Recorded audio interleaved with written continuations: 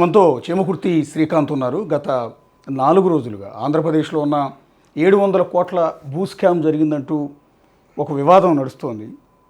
So Singh అనే sub registrar వ్యవహారంలో చేమకుర్తి శ్రీకాంత్ కొంతమంది పెద్దలకు బినామీగా వ్యవహరించారంటూ కొన్ని సంచలనమైన ఒక లేఖ రాసిన నేపథ్యంలో చేమకుర్తి శ్రీకాంత్ చుట్టూ వివాదం అంతా కూడా నడుస్తోంది. ప్రస్తుతం చేమకుర్తి శ్రీకాంత్ నాతో పాటు ఇక్కడే ఉన్నారు. శ్రీకాంత్ గారు, బేసిక్గా మీరు నమస్తే అన్న, చెప్పండి. మీరు పారిపోయారు వేరే దేశానికి, మొత్తం సంపాదించిన డబ్బు అంతా కూడా మూట కట్టుకుని వెళ్ళిపోయారు అని కొంత ప్రచారం జరిగింది. మేము కూడా బ్రేకింగ్ చేసాం. వెళ్ళదలుచుకొని పారిపోయి ఉంటే నేను మీ దగ్గరికి ఎలా వస్తాను చెప్పండి.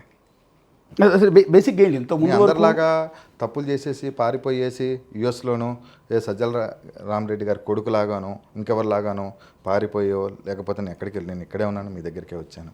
బేసిక్గా అసలు ఇంతకుముందు వరకు చేమకుర్తి శ్రీకాంత్ అంటే ఎవరికీ తెలియదు, మీడియా వాళ్ళకే కాదు, మీడియాలో లేకపోతే బెజవాడలో ఉన్న అతి కొద్ది మందికి మాత్రమే చేమకుర్తి శ్రీకాంత్ తెలుసు. అట్లా బయట కానీ ఒక 4 రోజులుగా కొన్ని వందల కోట్ల స్కామ్లో, అక్రమ రిజిస్ట్రేషన్ల వివాదంలో మీ పేరు ప్రధానంగా వినిపిస్తుంది. ఎందుకు? ఏమంటే నేను మొన్న కూడా మీకు చెప్పాను, నా మీద 600 కోట్లు 700 కోట్లు ఉన్నాయని చెప్తున్నారు. 600 కోట్లు 700 కోట్లు నిజంగా ఆస్తులు ఉంటే నేను గవర్నమెంట్కి రాసేయడానికి నేను సిద్ధంగానే ఉన్నాను. నా పేరు మీద ఎలాంటి ఇల్లీగల్గా నేను సంపాదించుకున్న ఆస్తులు కానీ ఈరోజు వరకు నా మీద ఏదైనా కేసు కానీ ఏదైనా ఎవరైనా వచ్చి నా ఆస్తి కొట్టేసడం మీ దగ్గర, మీ మీడియా దగ్గరికి ఎవరైనా వచ్చారా? సింగ్ అనే లెటర్ని బేస్ చేసుకొని మీరు అందరూ మాట్లాడుతాను. సింగే తప్పు చేసి జైల్లో ఉన్నాడు. సింగ్ అనేవాడే ఒక ముద్దాయి. ప్రతిదీ సింగు నాకు స్నేహితుడే, సింగు నాకు తండ్రి లాంటి వాడే. నేను చెప్తున్నాను, సింగుని ఏసీబీ రైడ్ నేనే చేపించానని అనుకుంటున్నాడు. కానీ నేను ఇప్పుడు కూడా చెప్తున్నాను, ఏసీబీ రైడ్ నేను సింగుని నేను చేపించలేదు. ఆ ఉద్దేశం మీద ఆయన అలా చెప్పుంటాడేమో అని నేను అనుకుంటున్నాను. మేబీ ఇంకా ఆయన ఎందుకు చెప్పాడన్నది ఆయన వ్యక్తిగతానికి, ఆయన జైల్లో ఉన్నప్పుడు లెటర్లు బయటకు వస్తున్నాయి, ఆయన నిజంగా రాశాడా లేకపోతే లేదా అన్నది కూడా నాకు తెలియదు. ఆ లెటర్ చదివారా మీరు? చదవాలనుకోలేదు నేను.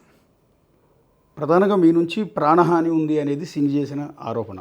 రెండవది, మీరు ఆయన్ని గోవాకి తీసుకెళ్ళి కిడ్నాప్ చేసి కొట్టి ₹1 కోటి ఆ ఫ్యామిలీ నుంచి వసూలు చేశారనేది ఒకటి.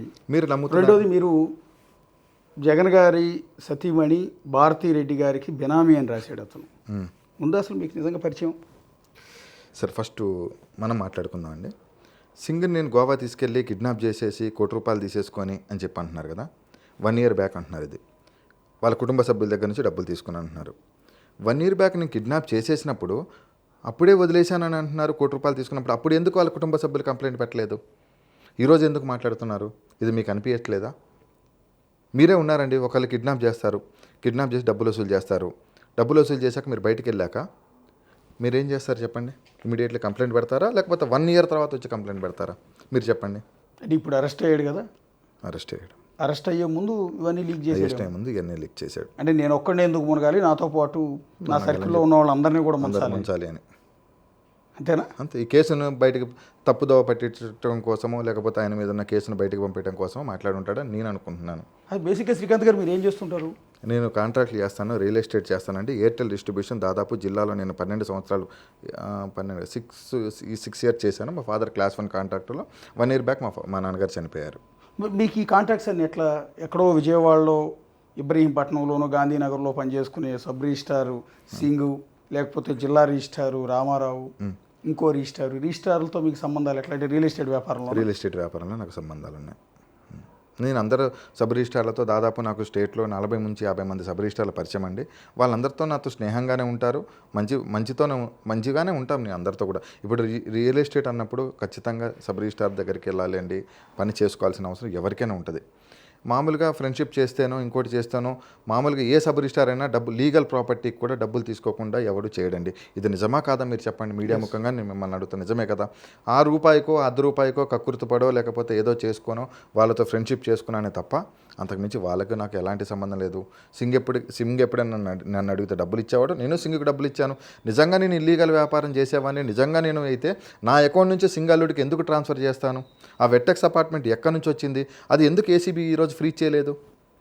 రామారావు గారికి సింగుకు వ్యాపార లావాదేవీలు ఉన్నాయి ఆల్రెడీ, గతంలో నుంచి ఉన్నాయి. నేను పరిచయం కాకముందు లావాదేవీలు ఉన్నాయి. విజయవాడలో మీరు వెళ్ళి ఏ సబ్ రిజిస్ట్రార్ని అడిగినా చెప్తారే రామారావుకి సింగుకి వ్యాపార లావాదేవీలు ఉన్నాయని. వాళ్ళిద్దరి మధ్య చెడినప్పుడు నన్ను మాట్లాడమంటే, నన్ను కలపమంటే నేను పోయి మాట్లాడాను. ఆయన ఏదో నాకు అమౌంట్ ఇవ్వాలి, అది అమౌంట్ ఇప్పిస్తే బాగుంటుంది అన్నప్పుడు నేను సింగ్ కూడా చెప్పాను, అమౌంట్ ఇది ఇచ్చి పడదబ్బు ఎందుకు ఈ పంచాయతీ అని చెప్పాను. ఆ రికార్డింగ్ కూడా మీ దగ్గర ఉంది కదా. ఇంకోటి నిన్న సింగ్ మాట్లాడిన రికార్డింగ్ నాకు ఒకసారి మీరు రీప్లే చేస్తే నేను దానికి కూడా సమాధానం చెప్దాం అనుకుంటున్నాను.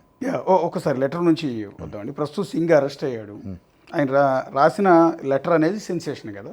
సో ఈ లెటర్లో రాసిన ప్రధానంగా మీ మీద ఉన్న ప్రస్తావన ఒకటి ఏంటంటే, జగన్మోహన్ రెడ్డి బినామీలుగా చెప్పుకోబడిన వైఎస్ సునీల్ రెడ్డి మరియు జగన్మోహన్ రెడ్డి పిఏగా పనిచేస్తున్న కేఎన్ఆర్, చీమకుర్తి శ్రీకాంత్ అనే వ్యక్తిని నా దగ్గరికి పంపి విశాఖపట్నం, విజయవాడ, రాజమండ్రిలో గల కొన్ని 100 కోట్ల భూములను చీమకుర్తి శ్రీకాంత్, అతని రెండవ భార్య అయిన టీవీ నటి వనం దివ్య అలియాస్ రీతూ చౌదరి, అతని కుటుంబ సభ్యుల పేరు మీద రిజిస్టర్ చేయాలని ఒత్తిడి తీసుకొచ్చారు. అతను చెప్పింది కరెక్ట్ అయితే వనం దివ్య పేరు మీద ఉన్నటువంటి ప్రాపర్టీస్ లిస్ట్ మీరు ఒకసారి తెప్పించండి.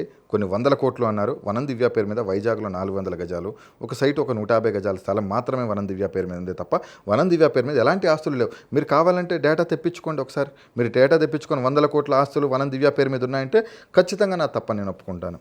అసలు మీ పేరు మీద ఉందా? నా పేరు మీద కొన్ని ప్రాపర్టీస్ ఉన్నాయండి. మా నాన్నగారి పేరు మీద ఆస్తులు ఉన్నాయి. నేను రియల్ ఎస్టేట్ చేసేవాడిని కాబట్టి ఎక్కడొకటి ప్రాపర్టీ కొనుక్కుంటాను, చేసుకుంటాను. ఏదైనా ఇల్లీగల్ ప్రాపర్టీస్ ఉంటే, ఓనర్స్ మా సైడ్ ఉంటే, ఏదైనా నాకు తెలుసున్న పరిచయాలు ఎవరో ఒకరి దగ్గరికి తీసుకెళ్ళి మాట్లాడి ఏదైనా క్లియర్ చేసుకునే వాళ్ళమే తప్ప నేను ఎవరిని బెదిరించో ఎవరినో చేసుకోరని సంపాదించుకునేది ఎక్కడ కూడా లేదు. ఇప్పుడు సింగ్ నుంచి అంటే సింగ్ జైలుకి వెళ్ళే ముందు రిలీజ్ చేసిన డాక్యుమెంట్స్ ఇవన్నీ. అవును. సో ఇవి మొన్న మీరు లైవ్లోకి వచ్చినప్పుడు కూడా కొన్ని డాక్యుమెంట్ల గురించి అడిగారు. కొన్ని డాక్యుమెంట్ ఇవన్నీ కూడా కొన్ని ఏమో రిజిస్ట్రేషన్కి సంబంధించిన డాక్యుమెంట్స్, మిగిలిన ఈసీలు తీసినట్టున్నాడు. రాజమండ్రి కానీ, విశాఖపట్నం కానీ, విజయవాడ కానీ, మచిలీపట్నం కానీ, గుడివాడ కానీ, ఎక్కడెక్కడో ఉన్న ప్రాపర్టీస్ అన్ని లిస్ట్ కొన్ని కోట్ల రూపాయల ప్రాపర్టీ అయితే ఉంది. ఏమంటే ఇంకొక విషయం నేను మీకు చెప్పాల్సింది ఏంటంటే, ఏపీలో అప్పుడు ఎనీవేర్ అనేది జరుగుతుంది. సింగ్ ఒక్కడే చేస్తే రిజిస్ట్రేషన్ అనేది అవ్వదు.